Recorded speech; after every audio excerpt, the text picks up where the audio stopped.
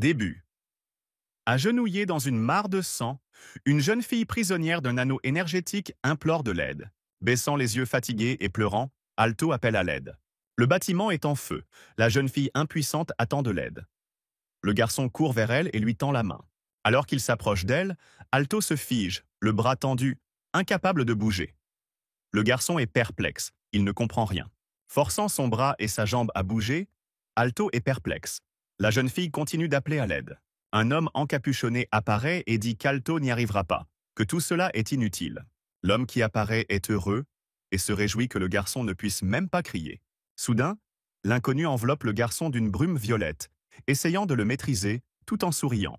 L'homme à la capuche rassemble l'énergie dans une sphère, affirmant que la vie est la loi immuable de Forternia et qu'Alto est né avec trop peu de vie. L'ennemi lève la boule d'énergie au-dessus de sa tête et commence à frapper la jeune fille qui est toujours ligotée et sans force en disant au garçon de regarder en silence. En voyant tout cela, le garçon, les yeux remplis de peur, le supplie mentalement d'arrêter et de ne pas tuer la fille. L'ennemi, souriant méchamment, libère un flux d'énergie vers la jeune fille. Le garçon lutte pour sortir de sa torpeur, suppliant l'ennemi d'arrêter. La jeune fille ne regarde même pas ce qui se passe. Impuissante, elle pleure. L'ennemi libère un flux d'énergie sur la jeune fille sans défense.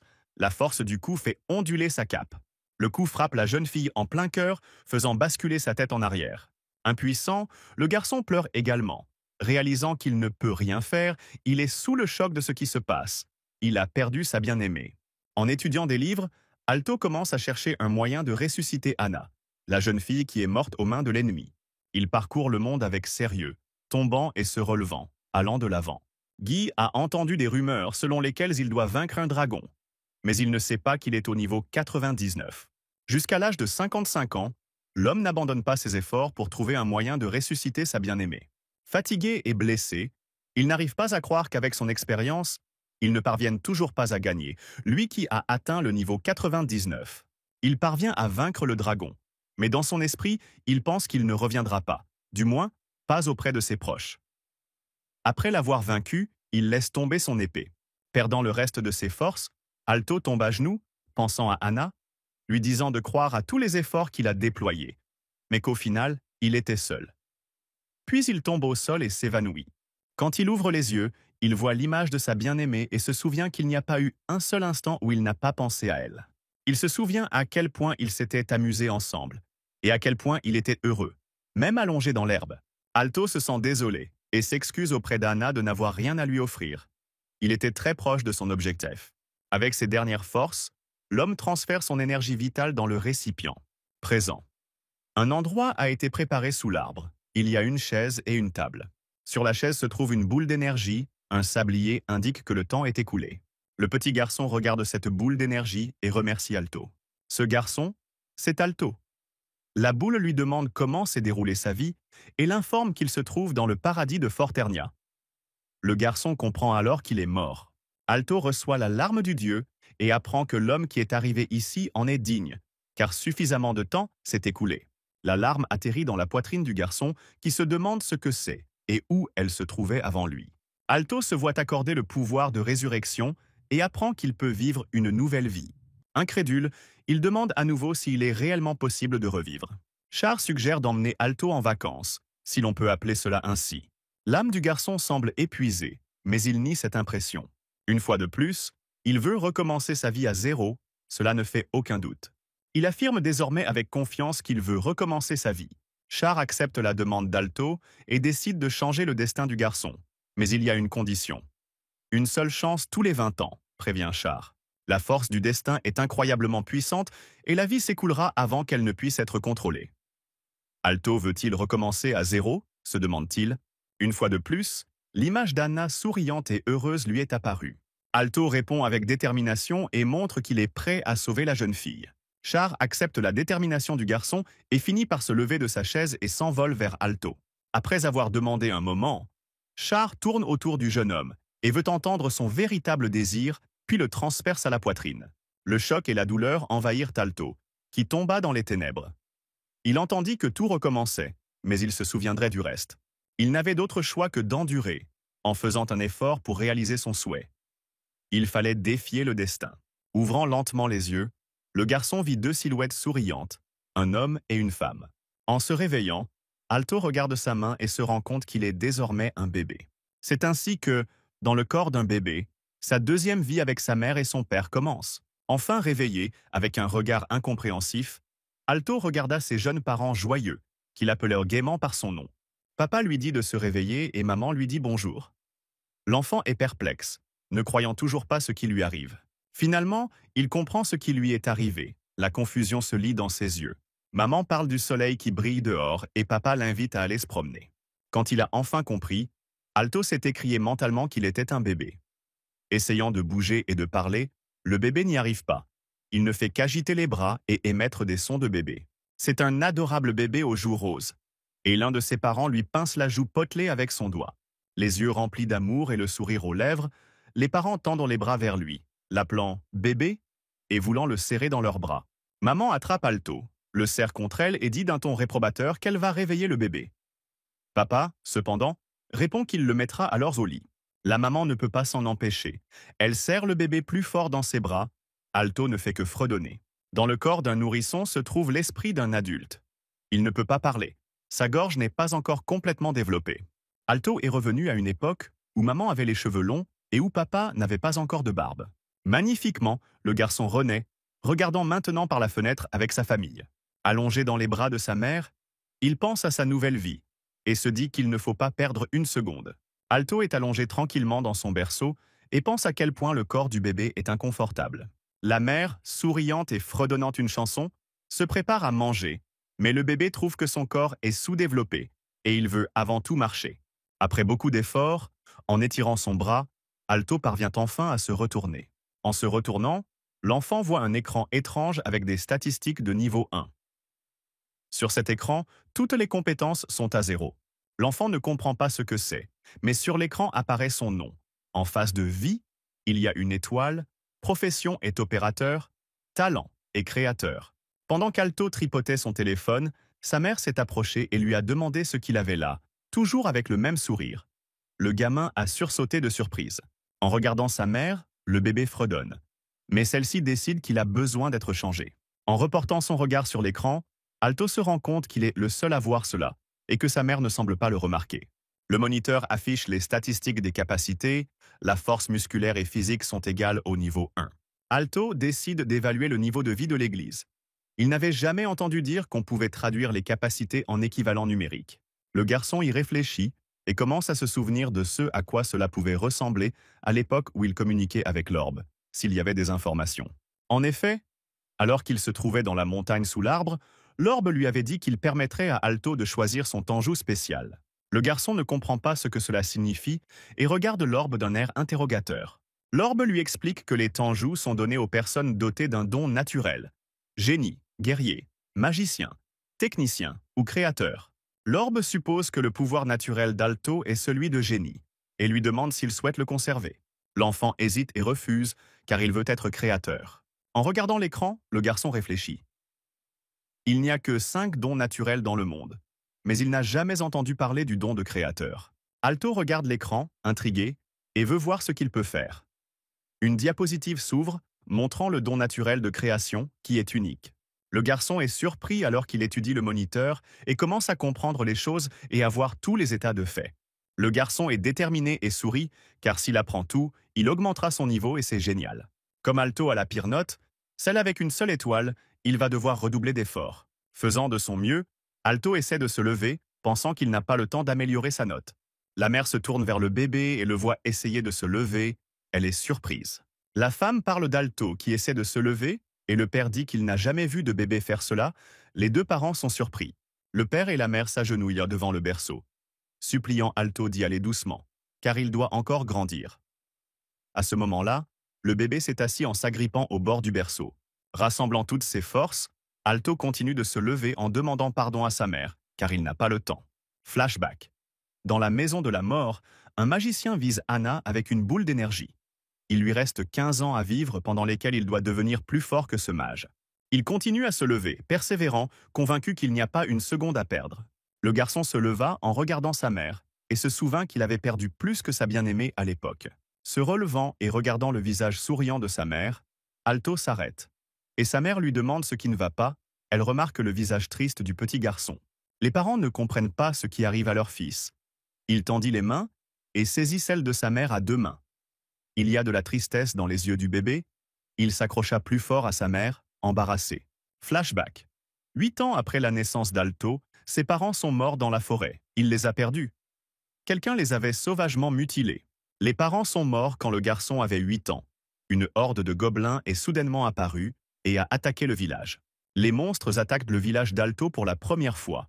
Le père a saisi une épée pour protéger les 7, tandis que la mère demande de la laisser avec son enfant, elle-même couvrant son fils de son corps. Alto est rongé par la peur et la terreur de la mort. Des larmes apparaissent dans ses yeux. Horrifiée, la mère a attrapé l'enfant et s'est enfuie avec lui, tandis que les gobelins devant Alto attaquèrent le père. Voyant ce qui se passe, l'enfant tend la main vers son père et l'appelle, mais sa mère continue de courir avec lui sans se retourner. Les gobelins maîtrisent le père, qui tombe au sol en sang, lâchant son arme. La mère continue de courir avec son fils dans les bras, le réconfortant et lui disant qu'elle va l'aider. Alors qu'ils continuent à courir sur le sentier forestier, ni Alto ni sa mère ne remarquent les gobelins assis sur les branches des arbres. Les gobelins sautent au-dessus de la mère et du fils qui courent, la femme serrant son enfant dans ses bras, terrifiée. Se retournant, la mère remarque les pattes griffues vertes des monstres qui s'étendent vers eux. Les yeux de la mère reflètent l'approche des gobelins, ses pupilles se dilatent. Elle repousse violemment Alto, qui se tortille et hurle, alors qu'il s'éloigne d'elle. Le garçon se retrouve à une distance sûre et regarde vers sa mère. 2 gobelins ont plaqué sa mère au sol. Elle ne peut pas échapper à leur emprise. Allongée sur le sol, prisonnière des monstres, la mère ordonne à Alto de courir et déclare avec assurance qu'elle peut s'en occuper. Le garçon est paniqué, étourdi et incapable de bouger de sa place alors qu'il observe ce qui se passe. Les gobelins, bavants et les yeux brûlants, continuent de planer au-dessus de sa mère. Alto serre les dents, réalisant qu'il est impuissant. Et le regard désespéré, il se met à pleurer.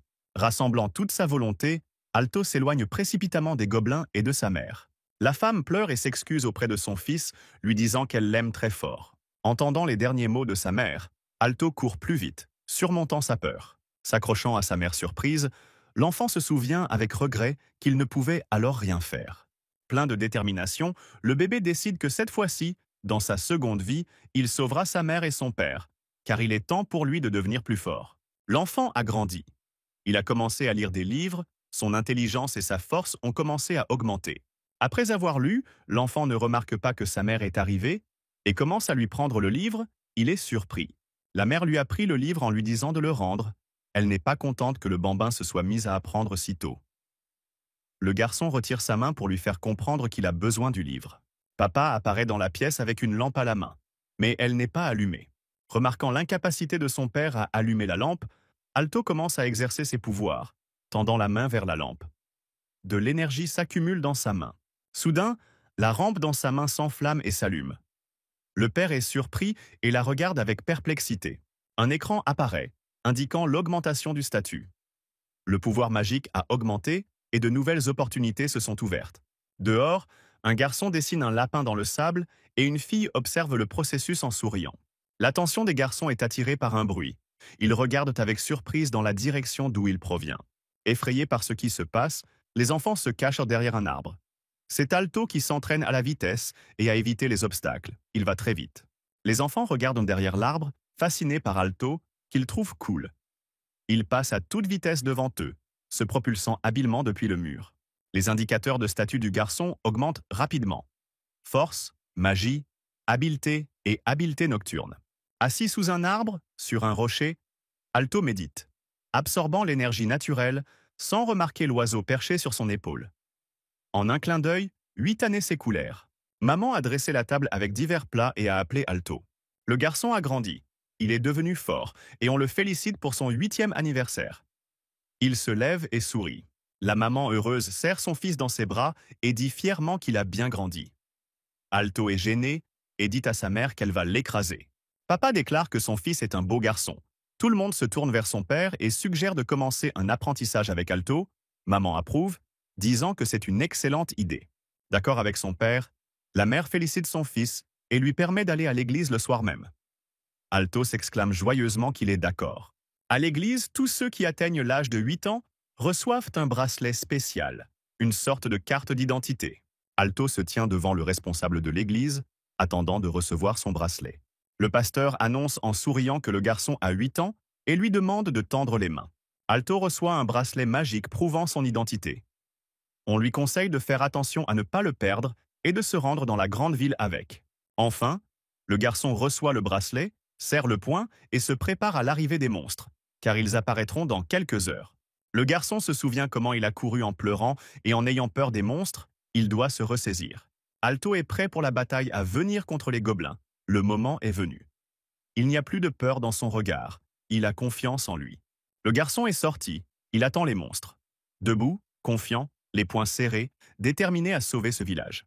Adossé à un arbre, Alto ouvre le tableau des compétences pour voir son statut. Le garçon doit atteindre le niveau 15 et augmenter sa force. Il n'a que 32 points de magie. Alto sait comment utiliser les compétences qu'il a accumulées au cours des 8 dernières années et remarque un nouvel élément, une capacité qu'il n'a pas encore activée. Le garçon y réfléchit. Il n'y avait auparavant aucune compétence permettant de créer divers objets fonctionnels. Son imagination dessine plusieurs objets, une chaise, un marteau, une scie. Après réflexion, Alto conclut que créer des objets au combat ne constitue pas un obstacle pour lui. Entendant un bruit, le garçon se retourne brusquement, méfiant et surpris, regardant dans la direction d'où provient le bruit. Les gobelins s'étaient dessus, se cachant dans l'herbe et se préparant à attaquer le village. Le regard d'Alto trahissait sa préparation au combat et sa soif de vengeance pour la perte de ses proches. Il comprit que les gobelins étaient là. Les gobelins commencent à sortir de leur cachette avec des sourires narquois sur leur visage. Les monstres sont sortis, cherchant des proies, tenant des gourdins et des couteaux dans leurs pattes. Alto se tient tendu derrière un arbre, observant les gobelins. Il évalue la situation. Le garçon remarqua que seuls 3 gobelins étaient venus, probablement des éclaireurs. Le garçon s'excita et commença à se calmer, car il avait déjà vaincu de nombreux monstres par le passé. L'un des gobelins remarque Alto caché derrière un arbre, son bras et une partie de sa tête étant exposés. Le gobelin qui avait repéré l'enfant fait signe à ses compagnons qu'il l'a trouvé, et le gobelin ouvre la bouche pour saliver. L'un des gobelins se précipita vers le garçon, les 2 autres restèrent en arrière, mais Alto était prêt à riposter. Le garçon se calma et se concentra. Il était sur le point de livrer son premier combat dans sa seconde vie. Alto se concentra pour accumuler son énergie. Il était temps de montrer ce qu'il avait appris. Il s'était entraîné tous les jours. L'ennemi attaqua, bondissant d'en haut, mais le garçon avait déjà rassemblé une boule d'énergie dans sa main et était prêt à riposter. Cette fois, il n'aurait aucun regret. L'énergie tourbillonnait dans la main d'Alto. Il se prépara à contre-attaquer, il visa et invoqua une flamme. D'un puissant coup de paume enflammé, il frappa le centre du goudis du gobelin. Le garçon assomma le monstre d'un seul coup, et celui-ci fut projeté vers ses semblables qui se tenaient à l'écart. C'était la première fois que le garçon utilisait l'appel de la flamme, et il avait réussi.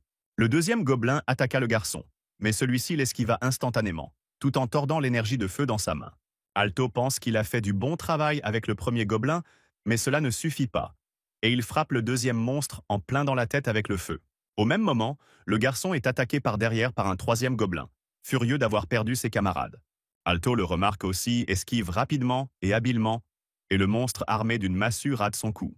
Le garçon bondit et s'apprête à riposter avant que le monstre ne se retourne. Alto a de nouveau rassemblé son énergie de feu, il ne doit pas se tromper. Le gobelin se retourne vers le garçon. Il voit une lumière vive. Une explosion retentit. 2 monstres gisent inconscients, un nuage de cendres s'élevant d'eux.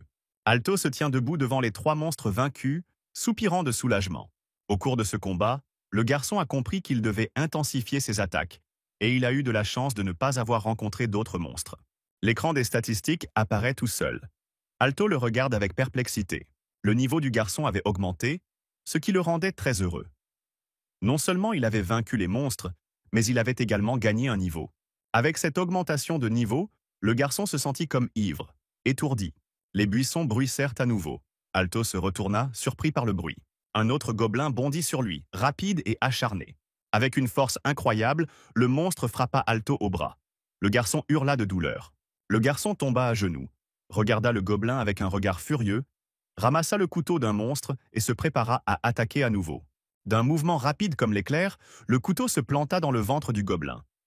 Le monstre ouvrit la bouche. Alto poussa et coupa le monstre en 2 avec son couteau. Il y eut à nouveau un bruit, le garçon se retourna, et ce qu'il vit le désespéra. Bon sang! La foule de monstres avait pris le garçon par surprise. Avec son bras blessé, Alto ne pouvait pas se battre, et il y avait beaucoup de monstres. Dans le passé, au moment même où l'irréparable s'était produit, le garçon s'en souvenait. Les images des événements passés défilèrent les unes après les autres. Ses parents et Anna tués, rien ne changeait, peu importe à quel point ils se battaient. La foule de monstres maléfiques et affamés continuait d'avancer. Alto ne pouvait pas changer son destin. L'image de sa bien-aimée Anna, souriante, lui revint à l'esprit. Alto serra son bras blessé, refusant d'abandonner. Il se ressaisit et remarqua que son niveau avait augmenté et qu'il devait redoubler d'efforts. Sa compétence avait augmenté. Il était désormais un faucheur. C'était une compétence d'artisanat. Le garçon était surpris. Alto remarqua que le pouvoir magique apparaissait lorsque le niveau augmentait. C'est pourquoi il ne pouvait pas l'utiliser. Les gobelins regardent le garçon avec avidité, le considérant comme un faible et se préparent à l'attaquer. Le garçon est convaincu que les gobelins ne voient en lui qu'une faiblesse et non ses talents de combattant. Il se demande maintenant ce que les gobelins peuvent lui faire. L'un des gobelins bondit de son siège, se précipita vers Alto pour l'attaquer. Le garçon l'esquive de justesse. Le coup est rapide et trop proche. Il lui fait même peur. Rassemblant à nouveau l'énergie dans ses paumes, le garçon se prépare à contre-attaquer avec une boule de feu. Il lâche la boule dans la foule des gobelins, et plusieurs d'entre eux s'enflamment. Il est difficile pour Alto de se battre avec une main coupée, mais il continue à se battre. Le nombre de gobelins augmente. Ces créatures répugnantes grossissent et attaquent le garçon en masse. Le nombre de monstres a été multiplié par 8. Le garçon est clairement fatigué par le combat. Alto a un atout dans sa manche, grâce auquel il peut combattre les gobelins, l'essentiel étant de croire en leur force. Le garçon commence à rassembler son énergie dans une grosse boule d'énergie. L'un des gobelins attaque Alto par derrière. Le garçon tente de riposter avec sa main libre tout en criant le mot « tombeau ». Après avoir crié, le sol sous les monstres commence à s'effondrer et les gobelins tombent sous terre. Un par un, les gobelins commencent à disparaître dans l'obscurité du gouffre créé par Alto, jusqu'à disparaître complètement de la vue. En état de choc, le garçon n'arrivait pas à croire ce qui se passait. Il ne restait plus un seul monstre. Alto se demande s'il a vraiment réussi à venir à bout de tous les gobelins. Le garçon regarde le résultat de sa magie. Devant lui se trouve un énorme gouffre profond. C'est la tombe. En regardant sa main, le garçon n'arrivait pas à croire qu'il avait acquis de telles capacités, à savoir le don de la création. Le silence s'installe. Alto regarde sa main ainsi, se réjouissant, car il a réussi. Il a vaincu les monstres et protégé le village. À présent, le garçon croit vraiment que le destin peut changer et que sa famille est en vie. Après tout, il a sauvé le village. Se reposant près de la fosse, toujours assis, Alto serra le poing en signe de victoire et leva la main. Le garçon était enfin heureux. Il avait réussi, poussant un soupir de soulagement. Les compétences d'Alto montaient immédiatement de plusieurs niveaux. Il suppose que toutes ces améliorations sont dues à sa victoire sur les monstres. Puis, le visage du garçon changea, car depuis qu'il avait gagné des niveaux, quelque chose devait arriver à son corps. Soudain, une douleur fulgurante le traversa et il se pressa contre le rocher en hurlant. Il avait entendu dire que s'il y avait un moyen de passer au niveau supérieur, le niveau augmentait. Alto s'évanouit, se demandant si c'est l'amour qui grandit. En ouvrant les yeux, le garçon ressent un froid et voit quelqu'un voler près de son visage. Enfin réveillé, le garçon regarde avec surprise une certaine entité qui ressemble à une goutte d'eau. Se protégeant avec sa main, le garçon s'éloigne précipitamment de la créature visqueuse. En regardant de plus près, Alto remarque que la boue est belle et se calme progressivement. La boue tente de communiquer quelque chose au garçon, mais celui-ci se contente de la fixer du regard pour l'instant. La substance visqueuse montre au garçon qu'elle contient un liquide et lui fait comprendre qu'il doit le boire. Alto prend la boisson offerte par la substance visqueuse dans sa paume et l'humidité vivifiante rafraîchit les mains du garçon. Le garçon porta timidement ses paumes à ses lèvres et but le contenu d'un trait. Alto est satisfait de la boisson qui lui a été offerte. Un sourire satisfait apparaît sur son visage. Le slime saute devant le garçon et émet des sons, essayant de dire quelque chose, mais Alto ne comprend pas et reste assis, les paumes ouvertes. Le garçon demande à la boue ce que c'est. Elle ressemble à une masse informe avec un noyau au centre. Assis près du rocher, le garçon, sans changer de posture, regarde le slime d'un air interrogateur et se rend compte qu'il ne ressemble pas à un monstre dangereux et qu'il est plutôt amical. Entendant les paroles du garçon, le slime décide de prouver qu'il n'est pas un ennemi et se comporte comme un animal de compagnie, se frottant contre sa joue et lui montrant la même tendresse. Des oiseaux volent dans le ciel, qui est clair et limpide. Un oiseau qui n'est pas effrayé s'approche et se pose près de la main du garçon. Assis sur un rocher, Le Slim sur les genoux, le garçon montre du doigt le village où il est né, un joli petit endroit entouré par la nature. La boue bougea, émit un son, mais Alto dit en souriant qu'il ne reviendrait plus ici. Alto imagine sa petite amie vivante, jeune, belle, et dit à la boue en la caressant qu'il y a un homme qu'il doit sauver. Le garçon continue de caresser la boue et admet qu'il est encore faible et que tous ses efforts sont vains. La créature à genoux émet des sons. Alto dit à la créature qu'à environ 1 km d'eux se trouve la ville de Kinotogris, l'une des meilleures villes souterraines. Au fil de l'histoire, Alto explique à la créature leur objectif. Ils doivent s'emparer des étages supérieurs et il veut élever le niveau autant que possible. Chaque niveau est rempli de monstres différents. Plus le niveau est élevé, plus l'ennemi est effrayant et dangereux. Tout en exposant son plan, Alto tient la masse sur ses genoux comme si elle comprenait ce qu'il disait. Il lui dit que ce jour est dans 7 ans. Le garçon commence à se lever, la masse avec le noyau saute de ses genoux et reste suspendue dans les airs. Alto rentre chez lui et s'excuse mentalement auprès de ses parents d'être parti si soudainement. Le garçon dresse une liste des tâches à accomplir quoi qu'il arrive. Il pense que c'est la fin, qu'il doit tout arranger et qu'il en a vraiment besoin. L'enfant regarde la photo où toute la famille est heureuse, souriante et enlacée. Il remercie ses parents de l'avoir entouré d'amour et il est heureux d'avoir grandi avec eux. Alto fait ses adieux à la maison en pleurant. Il est heureux d'avoir grandi dans cette famille. 8 ans ont passé et il est heureux. Le garçon décide à cet instant même de prendre la route et de devenir libre comme un oiseau dans le ciel. En chemin, Alto remarque que le slime le suit et lui demande s'il le suit, l'avertissant que c'est dangereux et qu'il partira seul. Le garçon décourage la créature de voyager, car les monstres sont difficiles à combattre. Le slime proteste, mais Alto cède et la laisse rester avec lui. Le slime reste avec le garçon et celui-ci décide de lui trouver un nom. Il lui demande comment l'appeler, et le slime saute pour lui faire savoir quel nom il veut. 1 mois plus tard, les compagnons sont attaqués par un monstre ressemblant à un loup qui se précipite en grognant. Alto l'esquive, disséquant l'ennemi avec assurance et facilité à l'aide de son arme. Après le combat contre le loup, Alto regarde nonchalamment dans sa direction et se souvient de manger son déjeuner tout en continuant à tenir son arme dans sa main.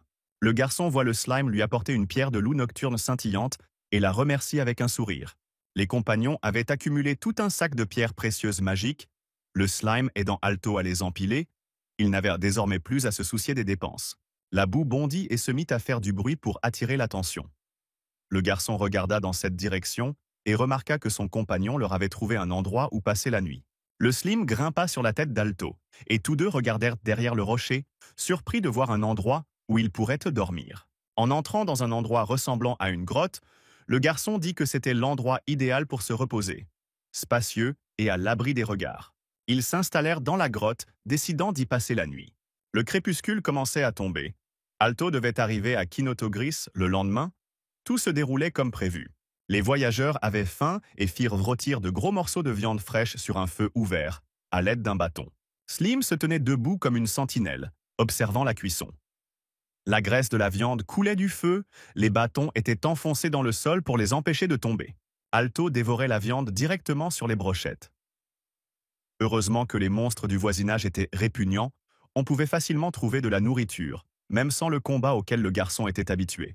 Le garçon ramassa une pierre d'une main et réalisa que son corps était enfin comme celui de sa vie passée, en pleine croissance et invincible. Le garçon rassembla plusieurs dalles de pierre de différentes tailles et s'assit pour méditer, car on pouvait monter de niveau plus efficacement dans le donjon. Alto s'occupait de plusieurs choses à la fois. Il tenait une pierre d'une main et prenait sa nourriture de l'autre, tout en restant assis en équilibre sur une pyramide de pierre. Le garçon faisait tout cela pour s'occuper et devenir plus fort. À ce moment-là, de la nourriture apparut dans sa bouche, ce qui le stupéfia. Slime, ne sachant pas comment aider son camarade, décida de le nourrir en lui enfonçant de la viande dans la bouche. Soudain, le Slim se recroquevilla sur les genoux d'Alto, mit la viande dans un endroit ressemblant à une bouche avec sa queue et commença à manger. Une fois rassasié, le Slim montra qu'il avait repris des forces et qu'il était prêt pour de nouvelles aventures. Remarquant ce comportement du Slim pour la première fois, Alto lui proposa de manger le riz et lui demanda si elle mangeait tout. La perplexité sur le visage d'Alto fit place à l'amusement. Se couvrant les yeux, il sourit. Le garçon suggéra à la Slim de trouver quelque chose pour l'inspirer et dit qu'il était heureux de les voir. Il demanda également si la Slim était un prédateur, ce à quoi elle répondit par un bond de dénégation. À ce moment-là, Les amis sont observés par la fille, qui se cache derrière un rocher et fait un pas pour révéler sa présence. Alto sentit le danger, se tourna brusquement vers l'invité indésirable, sans l'ombre d'une crainte. En un instant, le bâton qui servait de brochette à viande vole vers l'inconnu. Se retournant complètement, Alto a vu qu'il n'y avait personne derrière lui, le bâton a heurté le mur et est tombé sur le sol dans un bruit sourd. Le garçon s'arma d'un couteau, se prépara à l'attaque de l'ennemi, réalisant que l'inconnu esquivait rapidement. Autour des amis, quelqu'un commença à se déplacer très rapidement. Rebondissant sur les murs comme une balle en caoutchouc, il était impossible de suivre les mouvements du sujet. L'ennemi rebondissait sur les murs, brisant la pierre, mais cela ne le ralentissait pas. Alto ne pouvait pas l'apercevoir. Il commença à attaquer.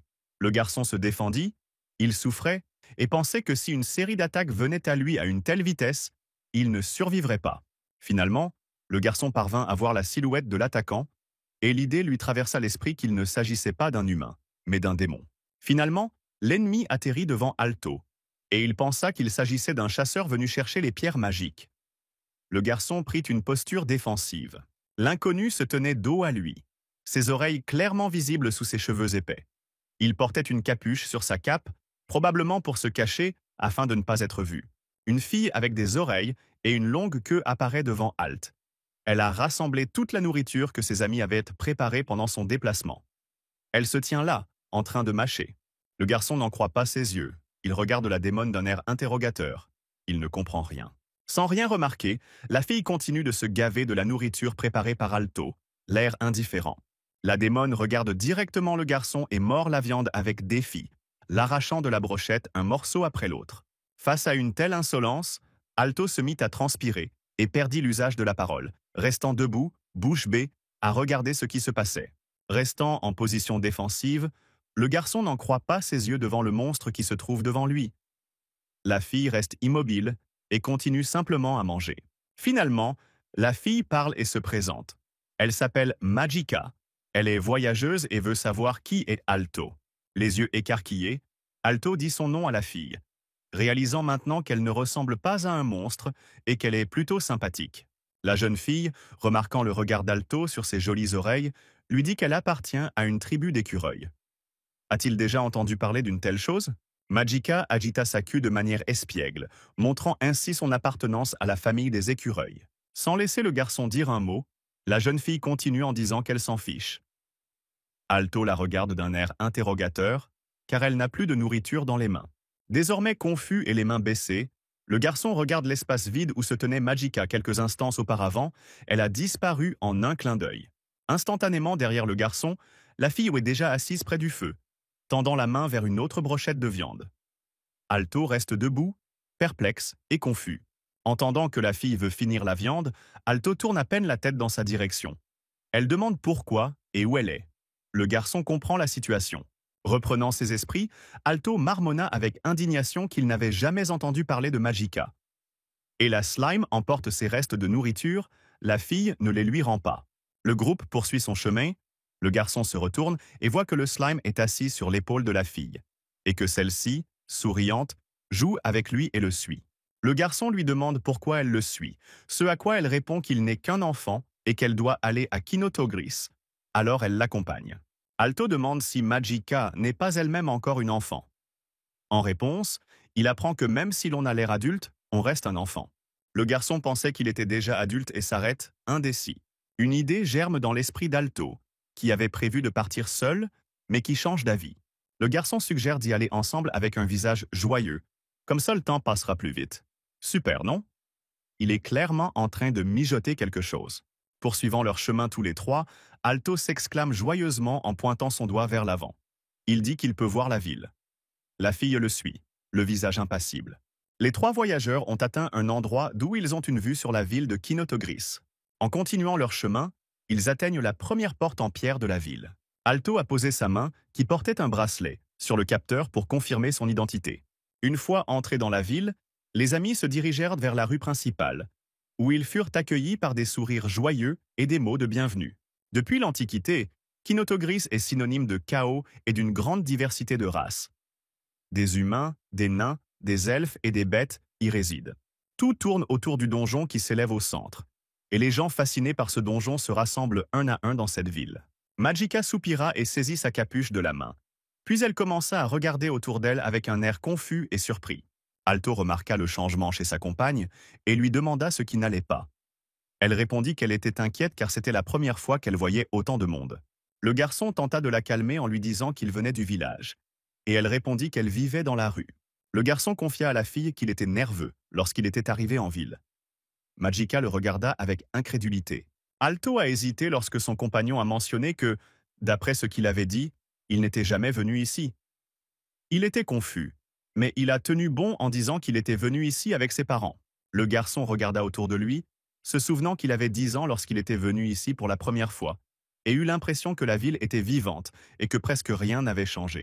Le garçon se demanda ce qui allait se passer au cours des 2 prochaines années. Il fallait être prudent. Magica interrompit ses pensées en lui demandant où il devait aller ensuite. En regardant les étals de nourriture et les prix, le garçon décida qu'il devrait aller à la guilde des aventuriers, car ils avaient besoin d'argent pour vivre dans la ville. Alto demande à Magica si elle veut l'accompagner, ce qu'elle accepte sans hésiter.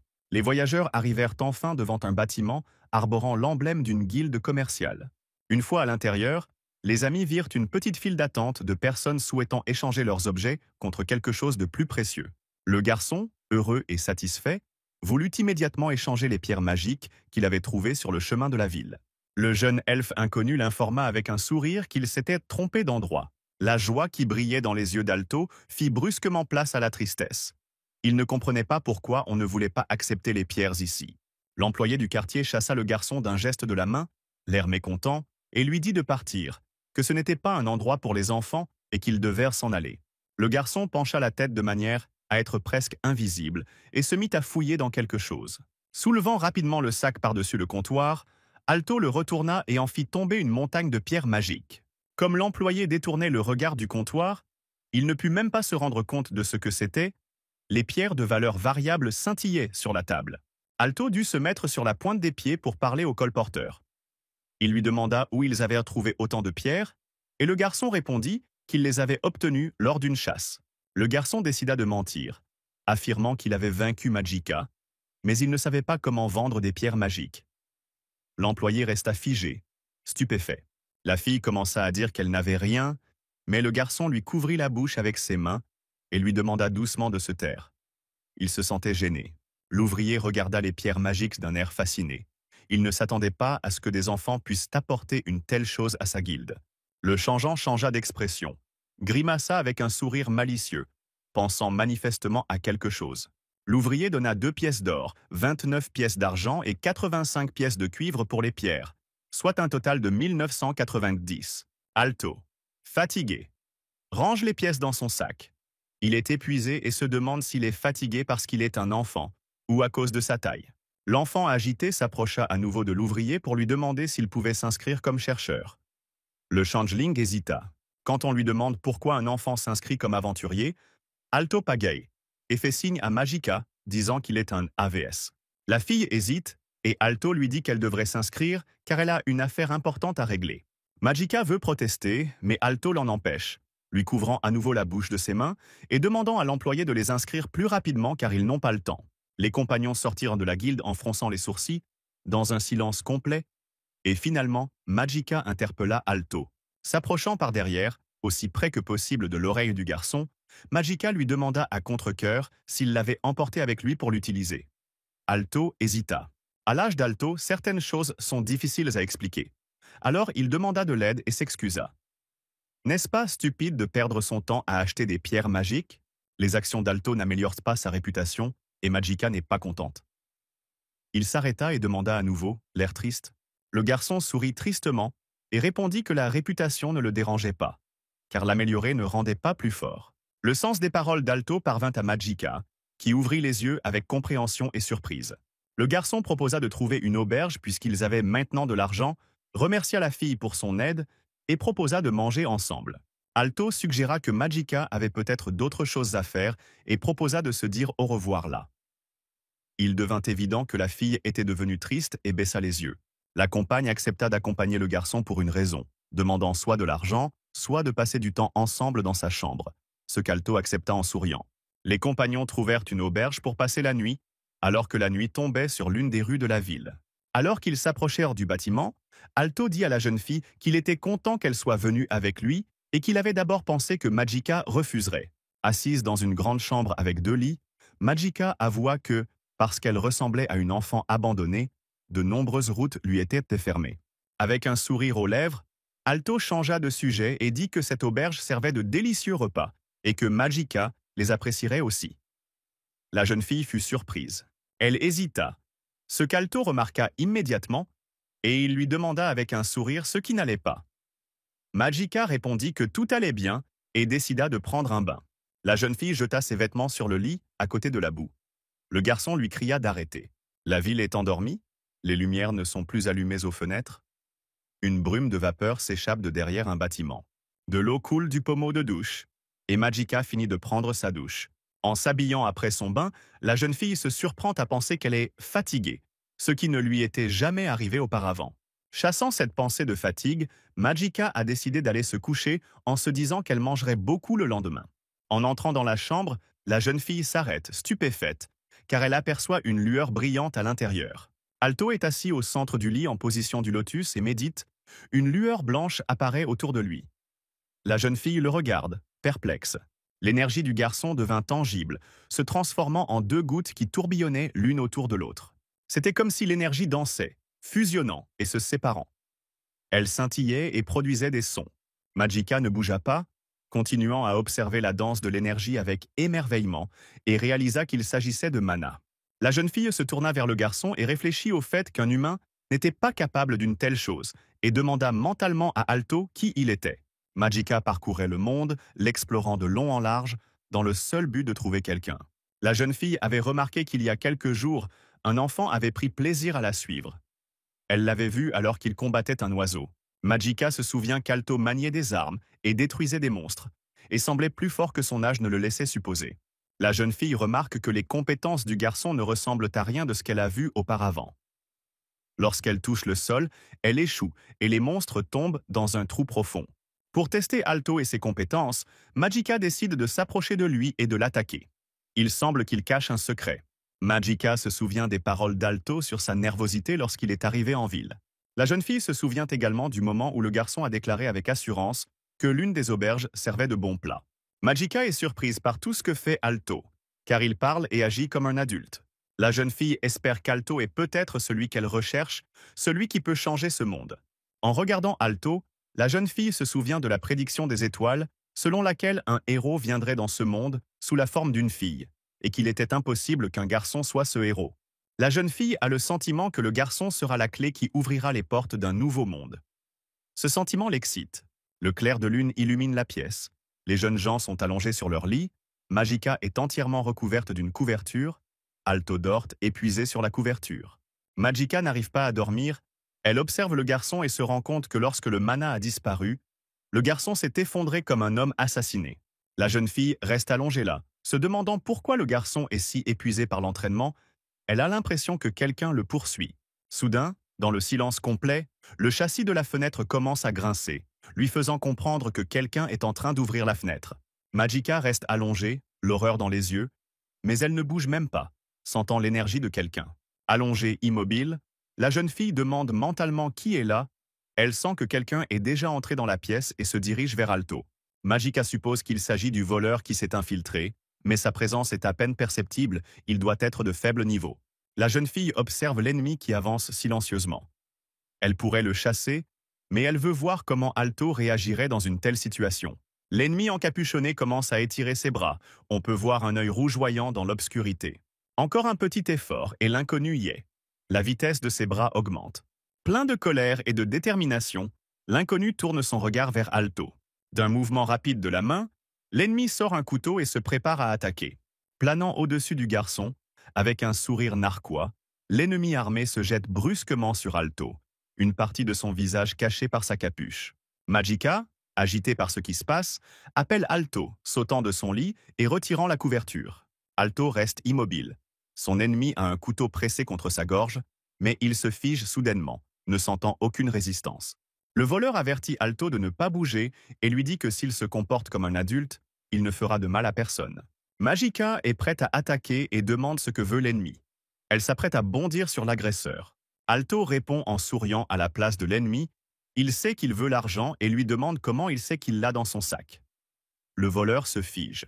L'inconnu, surpris par cette réaction, reste sans voix et commence à bégayer, essayant d'expliquer sa présence. Alto propose de discuter, jette sa couverture en direction de l'ennemi, fait tourbillonner une boule d'énergie dans sa main et se précipite pour attaquer, affirmant qu'il n'est pas un voleur. Frappé par le canon à air, le voleur s'envole. La jeune fille, qui ne s'attendait pas à une telle chose, se recroqueville sur son lit. Sous l'effet de l'onde de choc, les couvertures volent dans toute la pièce. Le cambrioleur s'envole vers la fenêtre et tombe dans la rue en hurlant, suivi du bruit sourd d'un corps qui tombe. Magica se dirige vers la fenêtre et demande à Alto si tout va bien. Il secoue les mains et répond que tout va bien. En regardant par la fenêtre, la jeune fille remarque que le garçon utilise une magie incroyablement complexe et voit que l'ennemi s'est envolé au-delà de la maison voisine. Magica se rend compte qu'un seul faux mouvement, et cette magie peut tuer une personne. Cette pensée lui fait dresser la queue. Déglutissant, la jeune fille se demande combien de temps Alto s'est entraîné pour atteindre ce niveau à son âge. Se tournant vers le garçon, elle l'appelle par son nom.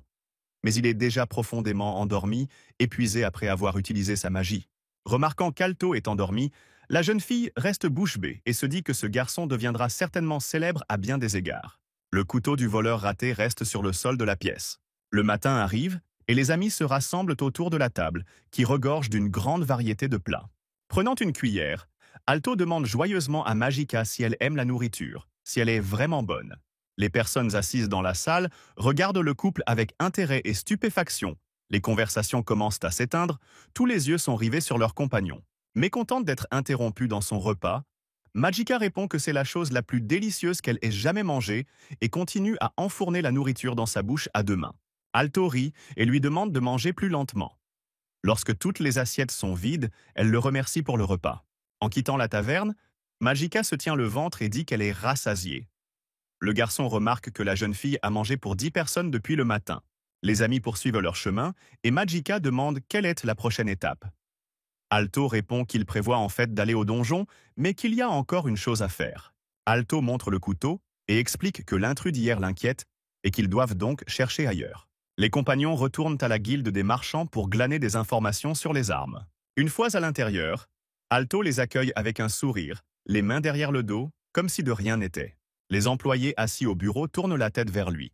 L'un d'eux, perplexe, laisse tomber son stylo sur le document, renversant de l'encre. Un homme qui ressemblait à un client regarde le garçon avec surprise, et l'employé le regarde avec colère, reconnaissant l'enfant d'hier. L'employé essaie de faire comme si de rien n'était et dit qu'il est en train de parler à son patron, et que s'il a quelque chose à faire, il devrait revenir plus tard.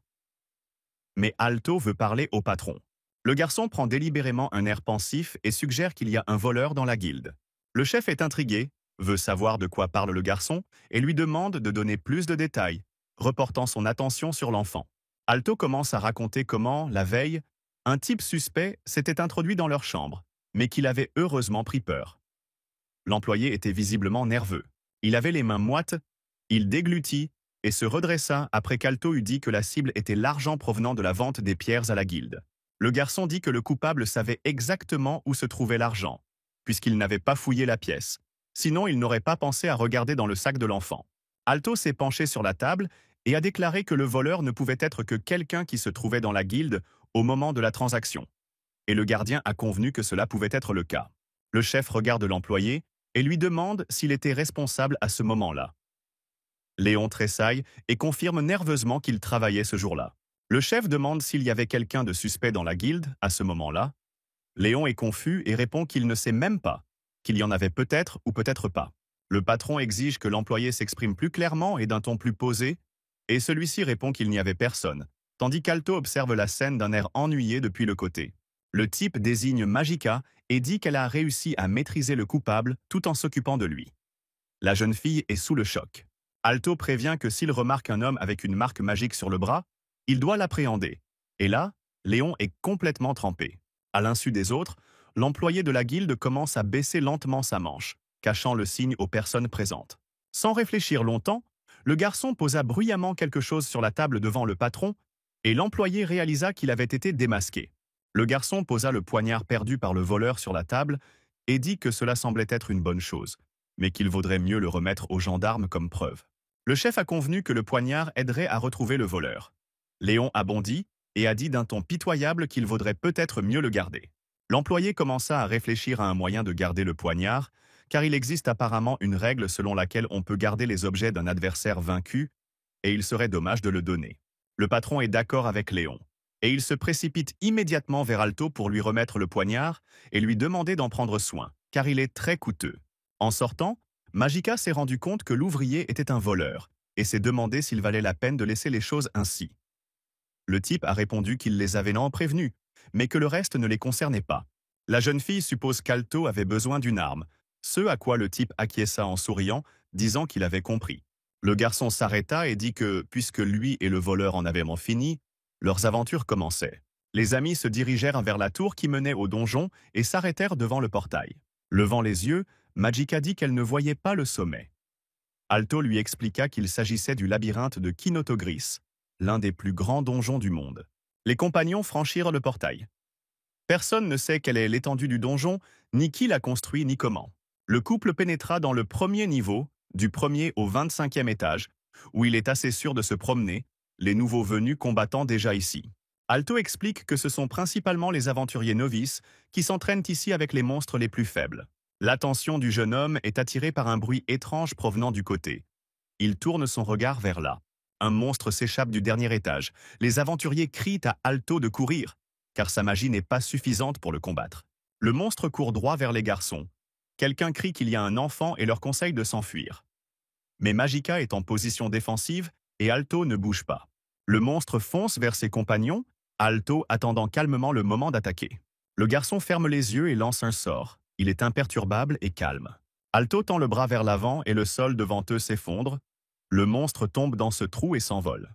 Magica regarde ce qui se passe, bouche bée, sans voix, et le garçon remarque qu'il a réussi à calculer les forces et n'a pas blessé les autres. Les aventuriers regardent le sol brisé et se demandent d'où vient cet énorme trou. Cela ne ressemble pas à un tremblement de terre. Il n'y a pas eu de secousse. Alto et Magica s'enfuient en disant que le sol s'est soudainement effondré et qu'ils ont eu de la chance, car le trou est très profond. En s'enfuyant, le garçon demande de faire attention. Magica se demande pourquoi Alto n'a pas dit que c'était lui qui avait fait ça. Il répond que personne ne le croirait, donc il valait mieux courir vers les étages supérieurs. Les amis courent jusqu'au 26e étage, qui est le niveau intermédiaire.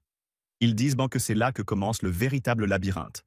Jusqu'à présent, les couloirs sont vides. Les garçons sont attaqués par un énorme monstre, mais Magica lui assène un puissant coup de poing dans l'estomac, accélérant avant l'attaque et se plaçant sous le monstre. Alto s'approche et admire la jeune fille, car elle l'a vaincu d'un seul coup. En réponse, elle lui répond que le garçon est également un bon combattant. Alto regarde devant lui avec concentration et sort son poignard, pensant qu'il est temps de le mettre à l'épreuve. À ce moment-là, sa dextérité augmente de 10 points. Tenant le poignard dans sa main, le garçon n'avait aucune idée qu'il était si efficace. Guy aurait aimé pouvoir voir le tableau des compétences avec la progression. Mais pour l'instant, il pouvait le sentir. Alto pensait que le poignard serait certainement utile pour choisir son équipement. Continuant leur chemin, les garçons arrivèrent dans un couloir semblable à une grotte, entièrement recouvert de magnifiques cristaux. Au fond de la grotte sombre, ils entendirent le bruit des lames qui s'entrechoquaient et virent des étincelles jaillir à chaque coup. Alto engage le combat avec le monstre squelette, sautant sur sa poitrine. Il le transperce avec sa dague. Le squelette vole en arrière et laisse tomber son arme. Le garçon remarque 4 autres monstres squelettes qui courent vers lui en brûlant. Il décide d'utiliser une orbe remplie de mana pour attaquer. Le garçon ne frappe pas les squelettes avec le mana. Il décide de frapper le mur de pierre avec son énergie pour provoquer un éboulement.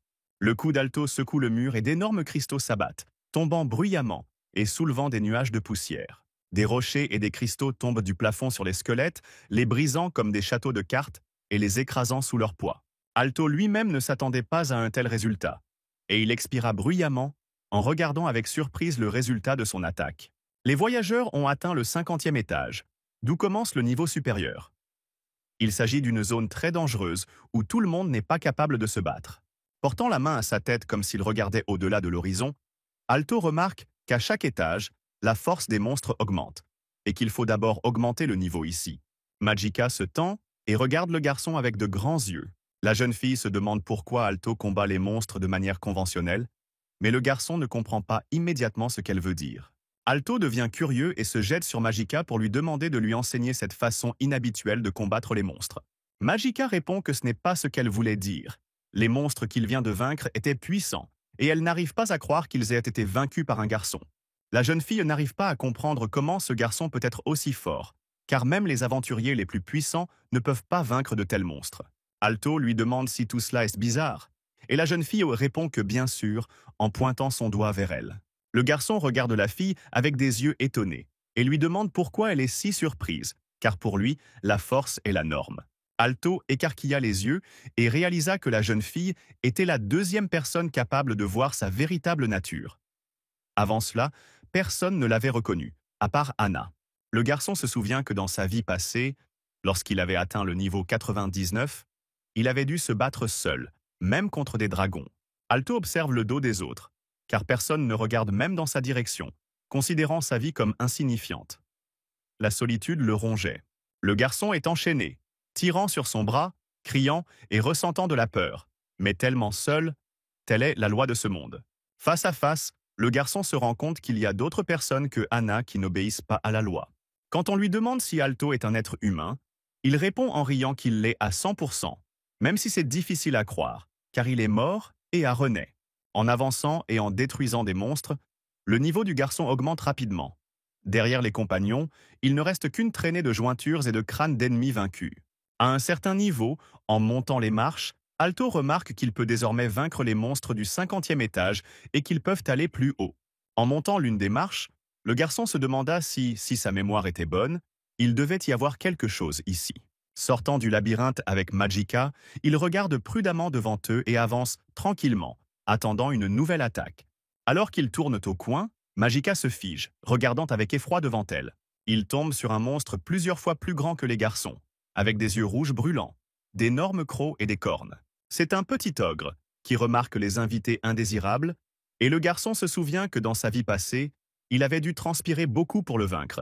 Les amis se mettent en position de combat juste devant l'orque, le garçon se demandant à quelle vitesse il pourrait le maîtriser maintenant, grâce à ses nouvelles capacités.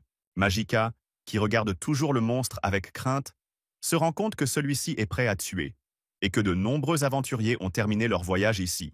L'orque se tient debout, regardant les garçons avec colère, une énorme épée à la main. Il est enveloppé de flammes vicieuses, son niveau est complètement différent.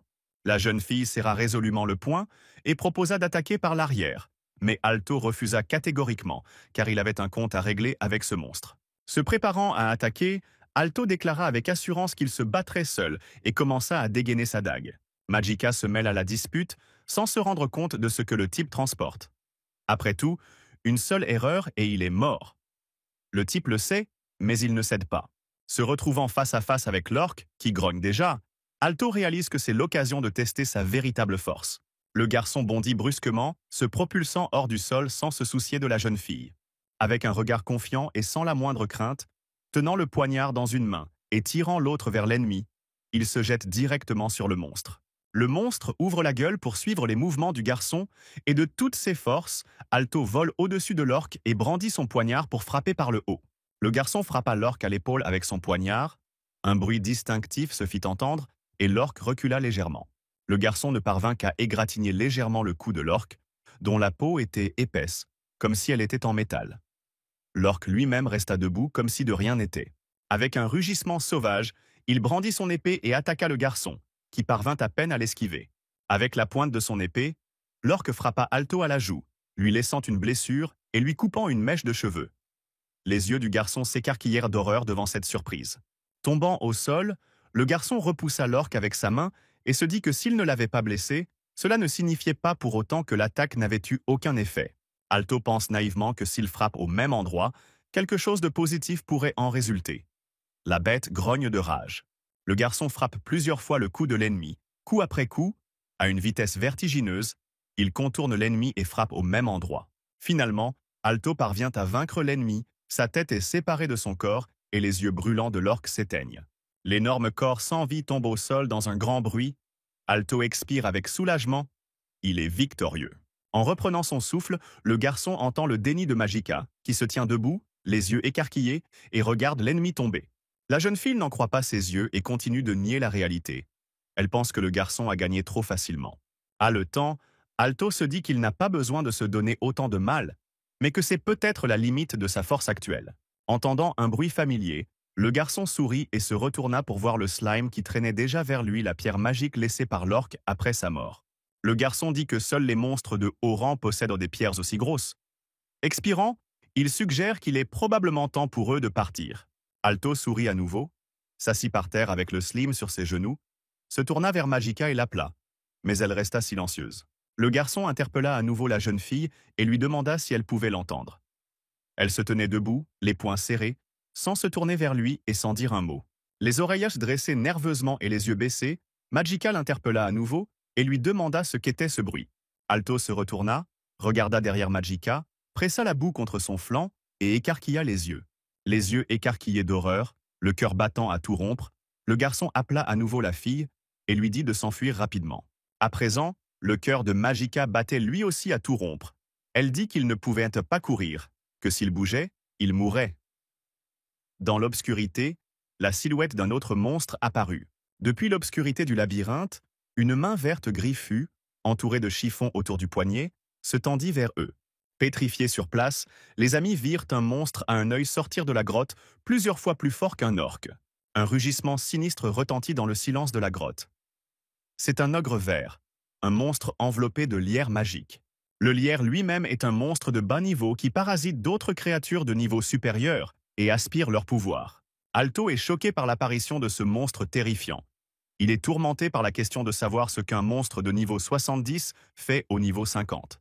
Les monstres normaux commencent à apparaître 10 étages plus haut. Le garçon n'était pas sûr de pouvoir vaincre le petit. Alto bondit, fourra le slim dans son sac et dit à Magica de profiter de l'occasion pour s'échapper. La jeune fille reste immobile, comme hypnotisée. Magica refuse toujours catégoriquement de s'enfuir. Elle est désormais remplie de détermination et veut elle aussi montrer ses capacités. Le garçon, stupéfait par une telle déclaration, la regarda bouche bée, émerveillé. La fille possédait également du mana et commença à le rassembler dans son poing fermement serré, sachant que ce monstre était puissant. Croyant en elle-même, la jeune fille déclara que cet ennemi avait lui aussi ses limites. Se précipitant dans la bataille, elle était complètement transformée, devenue confiante et rayonnante. Magica se souvient à quel point elle s'était entraînée dur avec son professeur pour devenir une partenaire digne du héros qu'elle recherchait. La jeune fille est forte en tout. Elle n'a pas d'égal. Personne, ni rien ne peut la vaincre. Gagnant en énergie, Magica pense que lorsqu'elle a rencontré Alto, elle a finalement réalisé que ses efforts n'étaient pas suffisants. La jeune fille bondit du sol à la vitesse de l'éclair pour porter le premier coup à l'ogre. Magica choisit un endroit où frapper le corps du monstre, son attention étant d'abord attirée par sa poitrine. En quelques secondes, elle se retrouva au-dessus de la tête du monstre, qui leva la tête et ouvrit la bouche. Magica cria qu'elle ne perdrait pas et balança son poing recouvert de mana avec confiance pour frapper le monstre. La jeune fille frappa le visage de l'ogre de toutes ses forces avec son poing recouvert de mana, le dépassant à une vitesse vertigineuse. Serrant les dents, Magica observa le monstre et pensa qu'il était de son devoir de le vaincre. Après avoir frappé la bête, la jeune fille rebondit à une distance sûre. Son geste avait mis le monstre en colère et celui-ci tentait de l'écraser avec ses pattes. En observant la réaction du monstre, Magica se rendit compte que son attaque n'avait eu que peu ou pas d'effet. Les yeux grands ouverts, elle réfléchit à un plan.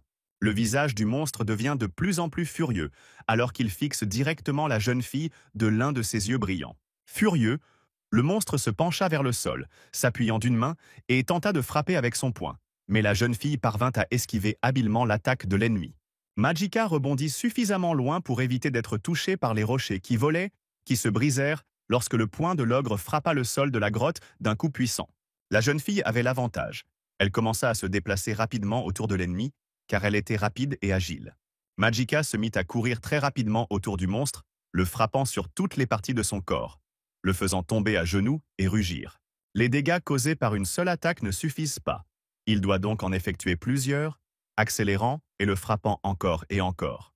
La jeune fille augmente sa vitesse et s'efforce d'aller encore plus vite. À vitesse maximale, elle se retrouve derrière le dos du monstre. Soudain, du lierre s'étendit du corps du monstre comme des vignes vivantes et se tendit vers Magica. Protégeant son hôte, le lierre s'enroule autour du corps de la jeune fille, qui se retrouve ligotée avant d'atteindre le monstre et incapable de bouger. Hurlant et invoquant le diable, Magica se retrouve piégée, empêtrée dans le lierre, une étincelle d'anxiété et de confusion dans les yeux. Résistant, la jeune fille sent le lierre s'enrouler complètement autour de son corps. Elle a l'air perplexe et perdue. Le parasite commence à serrer de plus en plus fort, puis se met à crier en fermant les yeux. Alto vient à la rescousse. Avec sa lame d'air, il coupe le lierre et la libère du piège. Elle tombe surprise.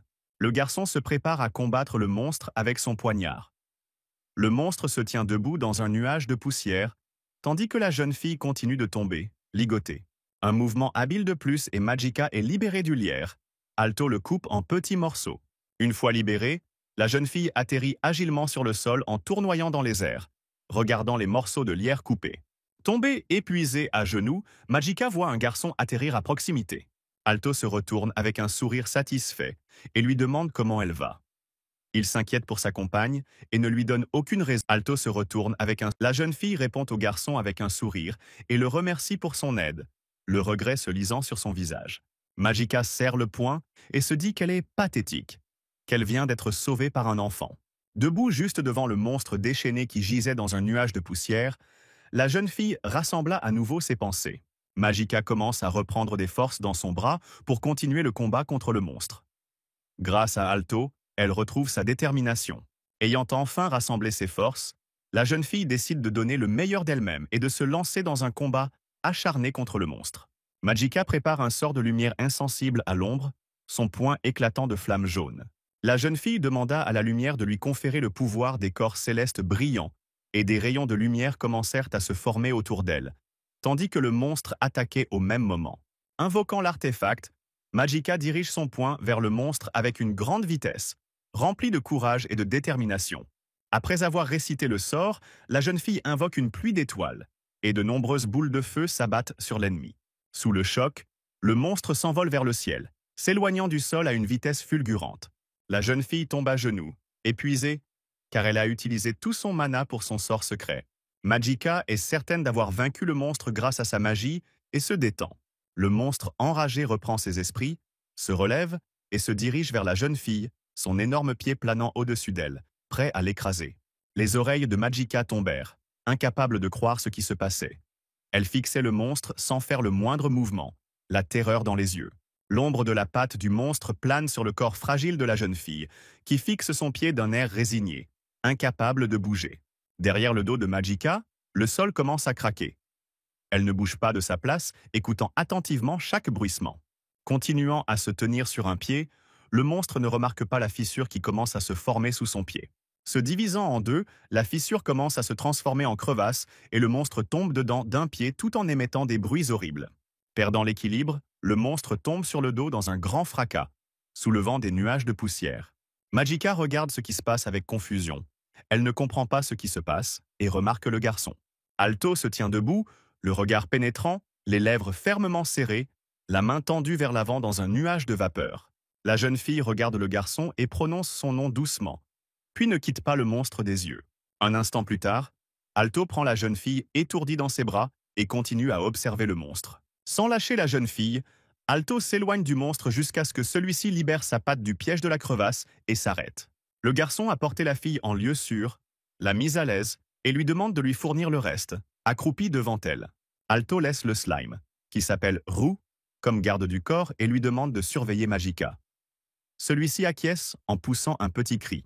L'expression de confusion sur son visage ne quitte pas la jeune fille, qui jette un regard silencieux au garçon tout en restant assise dans sa cachette. Le monstre piégé est déchaîné. Sa patte est toujours coincée dans une fissure et il a du mal à bouger. Le garçon regarde la bête avec des yeux pleins de colère confiante, poussant sa dague alors qu'il se prépare à attaquer à nouveau. Le monstre regarde le garçon avec des yeux brûlants de colère et grogne de mécontentement. D'un mouvement soudain, Alto se détache et se jette sur le monstre, qui à son tour pointe le lierre vers le garçon, essayant de l'attraper. Le monstre était tellement en colère qu'une lumière rouge brillait à travers le patch qui couvrait son autre œil, et du lierre sortait de toutes les parties de son corps. Le garçon esquive habilement les coups de lierre, manœuvrant rapidement entre ses fouets, et poursuit délibérément le monstre.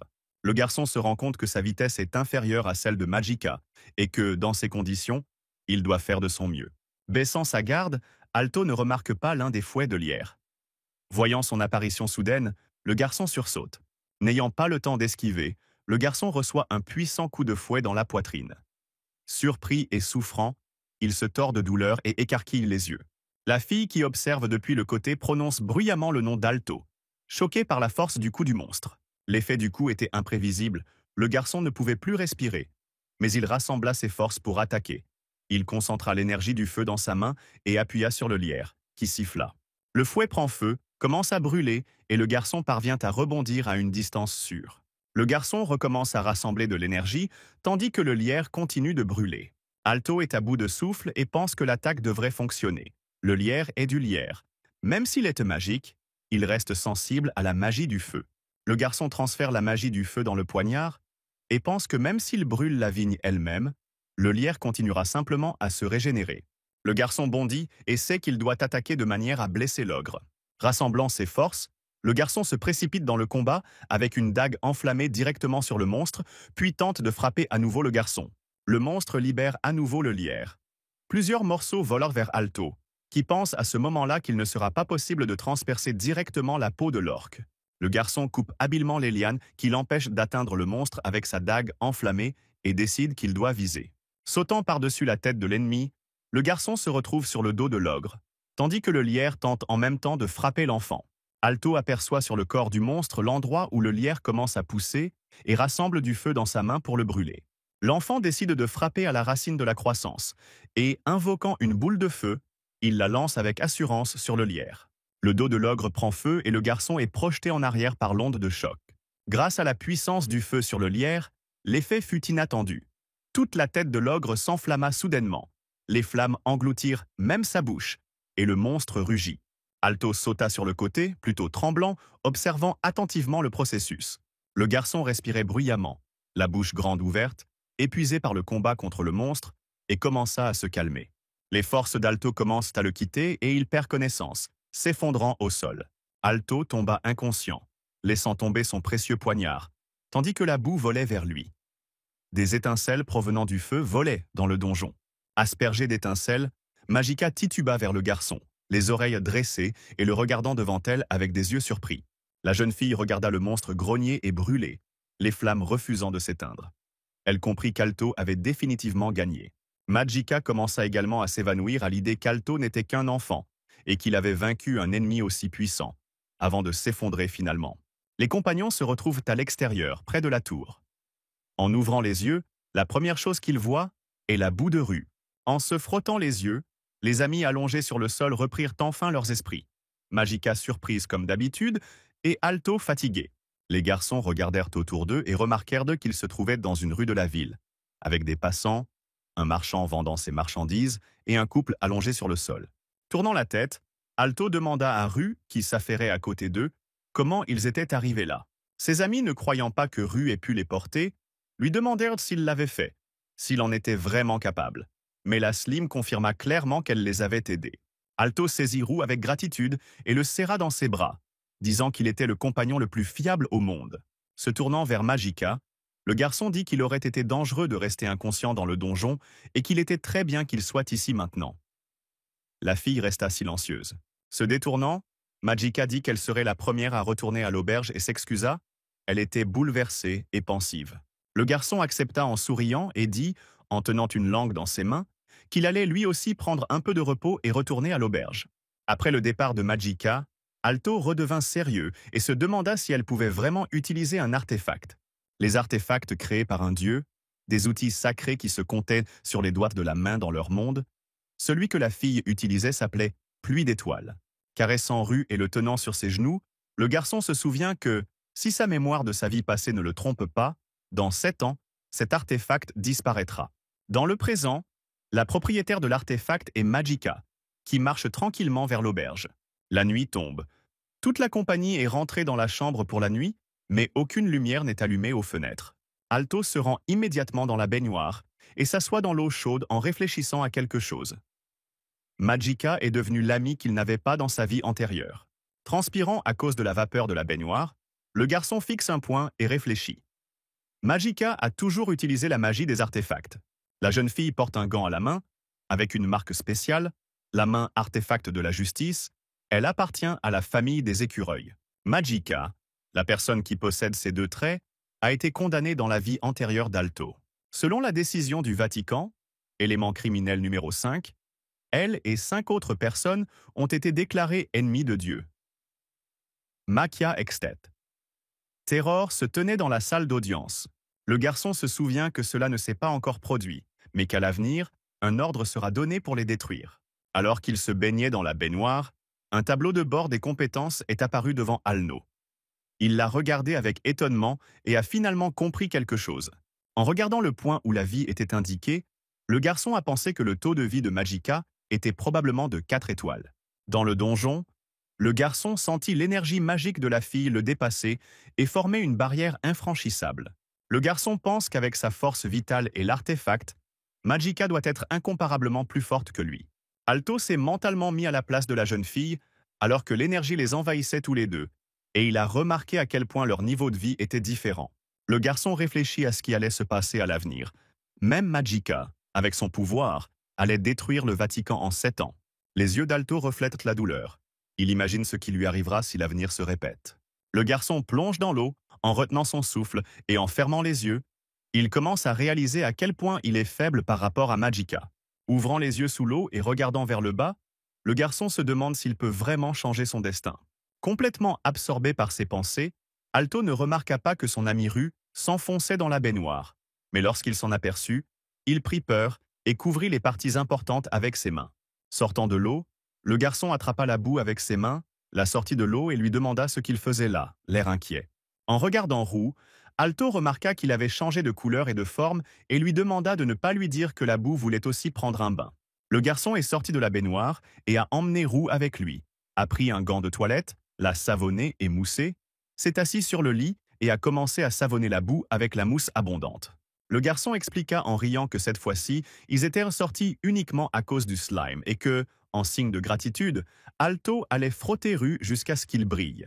Ce à quoi le slim répondit par un couinement d'approbation. Sous le bruit de l'eau qui coule, on entend les couinements de Roux. Alto lui demande s'il doit s'arrêter, si cela lui chatouille les talons. Je n'aurais jamais pensé que la boue avait des talons. Après le bain et le nettoyage, la boue brillait comme un diamant, scintillant de reflets violets et bleus. Satisfait de son travail, Alto informa la boue qu'elle l'éblouissait et lui demanda si elle avait toujours cet aspect lorsqu'elle était propre. Riant de la réaction de Ru, le garçon lui demanda si elle était satisfaite, et le slime poussa un couinement affirmatif, rebondissant sur le sol de la salle de bain. Soudain, le slime s'est répandu sur le carrelage de la salle de bain, se transformant en une flaque, ce qui a surpris Alto, qui pensait que le slime ne pouvait pas être lavé. Rassemblant la flaque en une boule, le garçon l'emporta dans la pièce où se trouvaient les affaires préparées et rappela à Ru qu'elle lui avait fait peur. Dès que le garçon entra dans la pièce, Magica se leva brusquement, le regardant avec un air coupable et l'air désemparé. Magica se tourna vers le garçon, le regardant directement, et décida de lui avouer quelque chose. La jeune fille invite Alto à la terrasse pour prendre l'air et discuter. Magica s'assit sur un banc, pencha la tête et croisa les mains sur ses genoux. Le garçon la suivit avec 2 tasses de thé, comprenant qu'elle avait quelque chose à lui dire. Alto remarqua que Magica n'avait pas dit un mot depuis leur retour à l'auberge. Il s'inquiétait que quelque chose n'aille pas. Tendant une seule tasse à la jeune fille, le garçon dit que la ville était très belle. Magica acquiesça brièvement, assise là, le regard perdu dans le lointain. La jeune fille accepta la tasse de thé qu'on lui offrait, mais ne dit rien, se contentant de fixer le vide devant elle. Magica commença son histoire avec hésitation, se tournant vers Alto et lui disant qu'elle n'aurait jamais pensé perdre contre un mage. La jeune fille est trop sûre d'elle. Avant de rencontrer son petit ami, elle pensait que les mages n'étaient pas à sa hauteur, tuant les monstres les uns après les autres. Poursuivant son histoire, la jeune fille admit que son entraînement l'avait probablement rendue arrogante, mais qu'elle s'en rendait compte maintenant. Magica déclara qu'elle était encore inexpérimentée. Et à ce moment-là, les nuages se dissipèrent et la pleine lune apparut, illuminant tout autour d'elle. Au clair de lune, la jeune fille dit au garçon avec le plus grand sérieux qu'elle voulait désormais consacrer sa vie à s'entraîner seule. Alto n'en croyait pas ses oreilles. La jeune fille ajouta que vivre à ses côtés ne faisait que renforcer sa faiblesse et qu'elle souhaitait donc avoir une chambre séparée. Si elle n'était pas partie avec Alto, Magica n'aurait jamais pris conscience de sa faiblesse. Posant la tasse sur le rebord, la jeune fille remercia le garçon pour tout. Se dressant face au garçon, la jeune fille promit qu'elle ne perdrait plus jamais, puis laissa le garçon sans voix. Il ne trouva rien à répondre. La jeune fille regarda devant elle avec confiance et l'avertit que la prochaine fois qu'ils se rencontreraient, elle essaierait de devenir plus forte que lui. Alto se tenait en face, complètement découragé. Il n'avait jamais pensé que la jeune fille se considérait comme plus faible que lui. Le garçon posa également sa tasse sur la balustrade du balcon sans boire son thé. Le garçon rit joyeusement, couvrant sa bouche d'une main, tandis que Magica reste là, ne comprenant pas ce qu'elle a dit de drôle. Alto s'empressa de s'excuser en faisant un clin d'œil à la fille, expliquant son rire par ses propos étranges. Slim s'assit et regarda les amis. Et ils pensèrent que ce n'était pas une question de talent, que l'on en ait ou non, l'essentiel était de faire de son mieux. Les garçons levèrent leur chope et les trinquèrent en signe d'accord, sous le regard de la lune brillante, et Alto déclara qu'il n'allait pas perdre non plus. Les amis convinrent de se revoir lorsque chacun d'entre eux serait 100 fois plus fort. Mais à ce moment-là, ils ne pouvaient pas imaginer ce que l'avenir leur réservait. Les amis sont heureux, ils se sourient, Rue finit son thé sur la tête du garçon. Mais peu importe les efforts qu'ils feront à l'avenir, il existe une force puissante. Il existe toujours dans ce monde une force capable de les détruire en un clin d'œil. Alto est assis dans sa chambre et rassemble ses affaires. Le slime est toujours à ses côtés et l'aide si nécessaire. Le garçon se tourne brusquement vers le lit où Magica avait l'habitude de dormir et le regarde avec regret. Jetant un coup d'œil à l'endroit où se trouvait la fille, il voit le lit défait-refait. Alto fronça les sourcils, ferma les yeux et réfléchit brièvement à autre chose. Avec un « d'accord » et un sourire aux lèvres, le garçon décide de passer à autre chose, ouvre la porte et sort joyeusement. Depuis qu'il avait quitté l'auberge, Alto avait perdu la notion du temps et s'était lancé à corps perdu dans l'entraînement. Alto décida qu'il devait d'abord développer ses compétences en artisanat et ouvrit le tableau des compétences, s'entraînant avec acharnement. Après avoir longtemps cherché un endroit où s'entraîner, le jeune homme trouva enfin un lieu parfait pour s'entraîner et s'en vanta.